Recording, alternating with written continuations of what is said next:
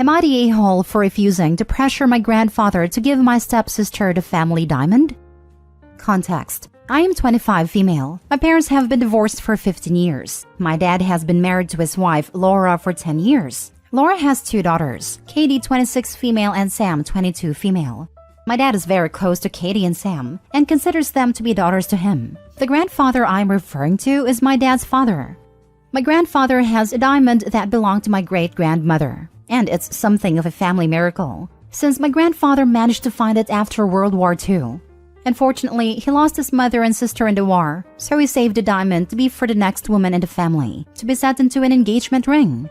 Now, my grandfather has a thing about blood and family. Namely, if you're not blood, you can be family, but you're not in the family. And I'm pretty sure this is somewhat related to his trauma, but it might be a generational thing. Because of this distinction, his aunts were not allowed to use the diamond for their wives' rings, because then the diamond would belong to the wife and the wife is not blood. I am his only biological granddaughter, so it was always presumed that the diamond would go to me. I got engaged last year and I didn't end up using the diamond for the ring. The diamond was not a color or the cut of the style I wanted, and my grandfather knew that. He offered to have the diamond recut, but I begged him not to because it is very valuable, and I know how much it means to him. So, he agreed that when I get married, he will set it into a necklace to be worn on my wedding day instead. Now, Katie is going to get engaged soon, and my dad is likely to be asked to walk her down the aisle. Laura asked my grandfather to give her the diamond for Katie's ring, since she is basically my father's daughter. My grandfather said, and I quote, "Not even over my dead body," and that the diamond will stay in the family. That said, Laura, my dad, and Katie are now extremely upset. My dad suggested maybe I could ask my grandfather to let them use the diamond, since I hadn't used it for a ring anyway and that he considers Katie part of his family and will be forever. So it should be okay for her to have it, especially since she is older, so the first woman as it were. My grandfather would probably relent if I asked him, but I said no, because I would feel too guilty. That diamond is all my grandfather has left of a family he lost in the most horrific circumstances when he was 9 years old. They don't even have graves. That stone is literally all he has to remember them. What right do any of us have to dictate what he does with it? Katie, Laura, and my dad have all been texting and calling about how hurt they are, that I am letting my grandfather exclude Katie from the family, and that I already have a ring. Why can't I just help my grandfather soften and let Laura and her kids be part of the family? I'm holding firm on it for now, but should I be? Now for the top comments. The diamond is all my grandfather has left of a family he lost in the most horrific circumstances when he was 9 years old. They don't even have graves. That stone is literally all he has to remember them. What right do any of us have to dictate what he does with it? Not the a-hole. I love you for this. For this statement alone, the diamond should go to you. Allow him to set it in a necklace and wear it all the time. It will make your grandpa happy. Not the a-hole. Reading between the lines, it seems your grandfather lost his family specifically because of their blood/genealogy. It makes sense that his own survivors matter so much to him. Not the a-hole. As much as they may be upset, it's not theirs. Your grandfather wants it to go to someone genetically related to him, not to someone brought into the family by marriage. His reasoning is exactly the same reason he didn't give it to the women marrying into the family. Grandpa has a right to say no. Your dad and stepsisters will just have to get over it. The hard truth is that they are not his grandchildren. They are step-grandkids, and family heirlooms don't typically pass down to stepchildren, especially with an older generation. And they became his step-kids as teens. It's not like he's been in their lives since they were babies. They likely didn't grow up viewing him as their grandfather at all, and while he may like them, they aren't his grandkids by blood or by social convention given their ages. Even if the kids had been adopted at birth, it wouldn't matter. They still wouldn't be blood relatives. Opie's the only one entitled to that diamond, as she's the only one genetically related to the grandfather. Opie's not the a-hole. Next story. Am I the a-hole for not bringing a cake to a wedding I was uninvited from? My now ex-best friend got married this Saturday. I was supposed to be the maid of honor, but she removed me from the wedding over a dispute regarding my makeup, hair, and disinterest in the wedding. She uninvited me from the wedding after I told friends my side of the story. I was responsible for the cake at the wedding but canceled the order because I was uninvited and wanted to be reimbursed for all of my investments in this wedding. I told the bride I wasn't going to bring the cake over for them, The new maid of honor went to pick up the cake and learned that I had canceled the order. They were able to get another cake, but it apparently wasn't as nice. The bride, groom, and my sister who attended told me it was unfair to cancel the cake. My sister thinks I should have let them enjoy their special day, and then later discussed getting my money back. The bride refers to the cake as a gift and claims that a gift cannot be returned. The groom just agrees with literally anything his precious wife says. More info, please. What was the dispute? Why did she accuse you of being disinterested in the wedding? What actually happened here? I work at a job where I'm expected to drop everything and come in at work.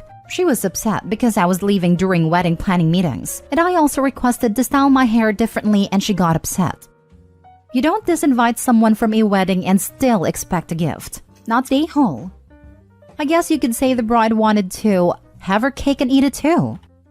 Yep, and there was no way that the bride would have settled up after the wedding. She would have stuck to the "this was your gift" line. Not the a-hole. So they uninvite you from the wedding but believe they were still entitled to the cake you had paid for? They're all ridiculous if they think that is normal. Completely agree. Also messed up that your sister is saying you're unfair. Should be upset too if she were uninvited and still expected to gift a cake. Not the a-hole. Not the a-hole. First, I've never heard of a maid of honor being responsible for the wedding cake. Was that an agreement in lieu of a gift or something? When I was getting married, I was way excited about the excuse for cake. I don't think I would have let someone else make those arrangements. You said you told them you weren't bringing the cake over. Did you mention that was because the order was canceled, or just that you weren't transporting the cake? It's weird that she didn't clarify on this point when she uninvited you. Sounds like they want to have their cake and eat it too, without you around. She was stressed, so I offered to help with some things. I booked the cake under my name and still had a different gift for them. After getting uninvited, I told her, don't expect me to supply you with a cake. So I did not exactly say I canceled your cake. Next story.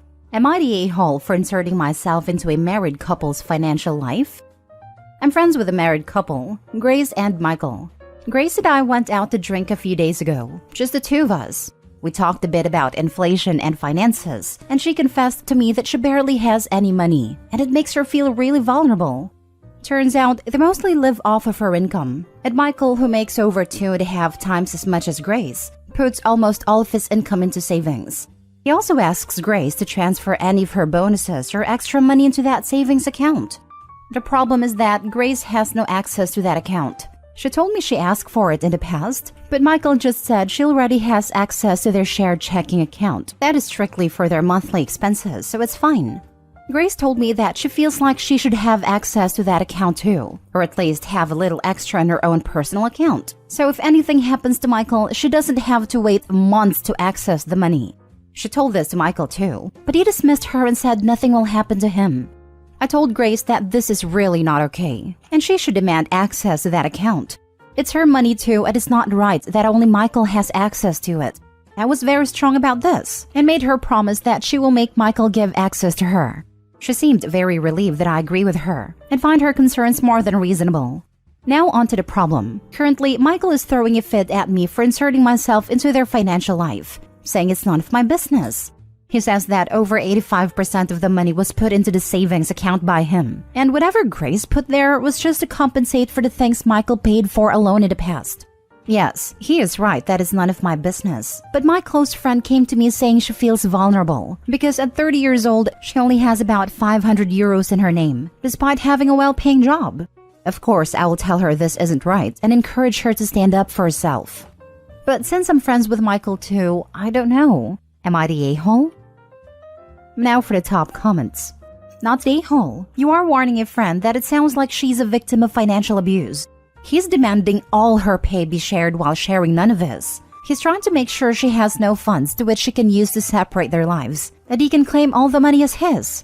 She needed a huge wake-up call, and he's just mad you've shown her his true colors. I agree. Finally, we did the opposite. As my wife has little income, I made sure to put my life insurance in her name, and our joint savings account is in her name too. I want her to feel secure and have as much financial autonomy as possible given the circumstances. We save together, support each other. All the income is ours in my opinion. I feel like for a married couple, all income should be our money too. If that doesn't work for every couple, that is perfectly fine. Just keep totally separate accounts. I feel like it's one or the other. OP's friend's husband is trying to have it both ways. He just wants all the money. There is no reason for her to have a well-paying job and feel like she's broke all the time. OP, you were just validating what your friend already knows. Not the a-hole, but the husband sure is. Not the a-hole, and your friend is being financially mistreated by Michael, who is a total a-hole.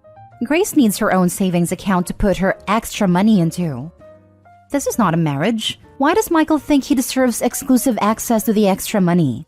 If this is the way it's going to be, they should just keep separate finances for everything. It's an all-or-none situation. This sounds like one of those situations where the wife finds out her husband has a secret family or something. Or is deeply in debt, or gambling it all away, or has a secret drug habits or something. So many other awful and expensive things. She doesn't have access to the account because he is lying to her about what the account is for, and likely how much money is in it. Last story. Am I the a-hole for doing a background check on my boyfriend? My boyfriend and I have been dating for 3 months.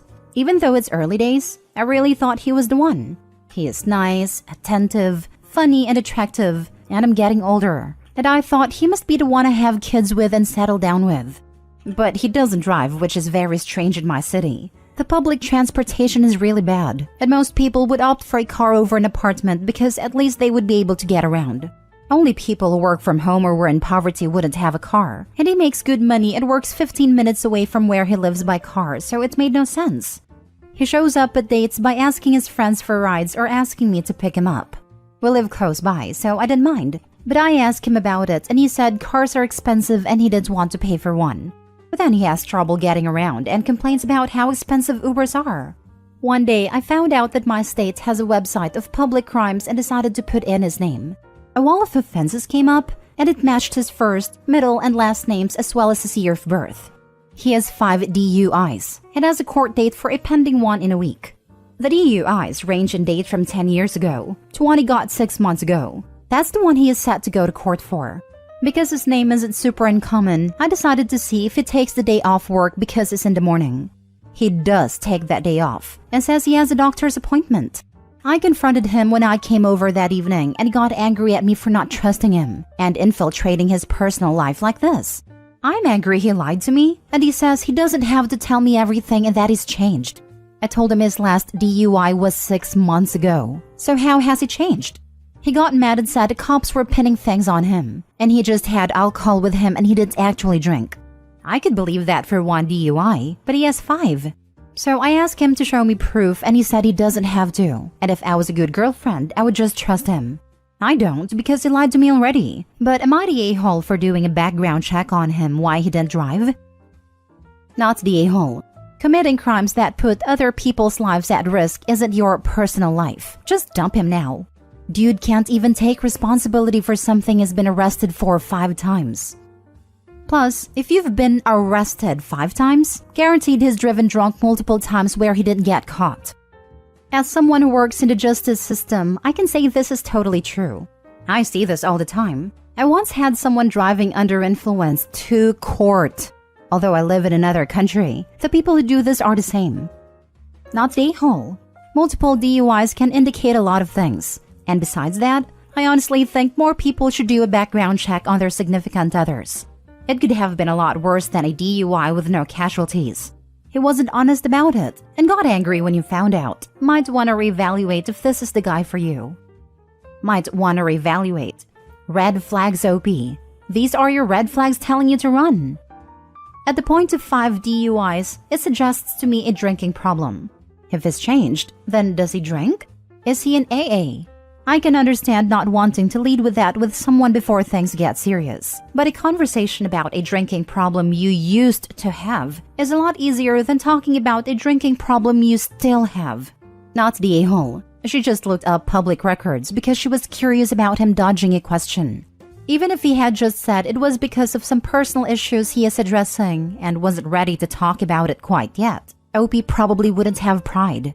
He dodged the question, and it's reasonable to look at public records to figure out why. Not the a-hole. You didn't run a background check. You checked public records. Run the heck away. Text him you're dumping him right now. He's an alcoholic liar with continual criminal thinking. Exactly. Him basically saying to you that you're not allowed to question him about what he does with his life. It's him saying that your relationship would be that you're not allowed to ask him questions if he had already decided to lie to you about what he was doing. He is someone who continuously drove drunk and has only stopped right now seemingly because he would go to prison. As soon as prison is off the table, he will likely be out driving drunk again.